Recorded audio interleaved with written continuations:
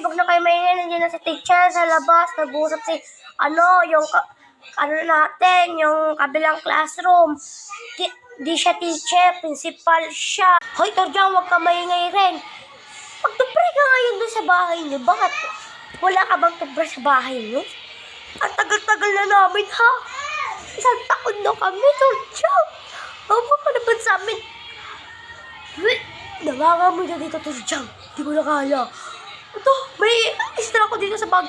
Kuhanin mo. Tapos pagtupres ka doon sa CR. Abaho! Abaho! Hi, Barlaray. Huwag kang alam ko naman, mabaho hininga ko. Hindi naman ako katulad sa'yo. Magnanakaw ng pamilya mo. Ikaw, sumasali ka pa rin sa pamilya mo. Ay, salamat naman, uwian na. Torjang, ha? Sabi ko sa'yo. Magtupres ka sa bahay niyo bago magpasukan. Di ko na talaga akaya ng amoy mo. Ha? Ay, salamat, pasukan na rin. Wala na rin si Bololoy. Kasi ang alam ko, papasok daw siya. Baka daw dito naman.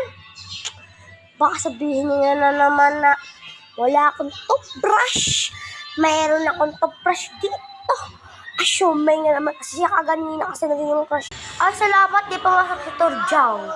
Kasi alam ko mabawin nga naman baka di may toothbrush. Ay, papasok na lang ako kasi baka nandun sa teacher. Ang ganda talaga ng hair ko. Maunang-manang talaga sa mama ko. Tara, pasok tayo. Baka wala na si Barloloy. Good morning, teacher. Good morning, classmate. Sorry, I'm late. Hi, Barloloy. Sa mama ka. Bumaba. Magpapalaminate ako. Sabi ni teacher. Tinutusan ako kanina ng teacher eh. Sige, Torjang. Kasamahan kita. Wait lang ha. Kukuhanin ko lang yung notebook kasi sa bag ko. Kasi may mangungopya mamaya.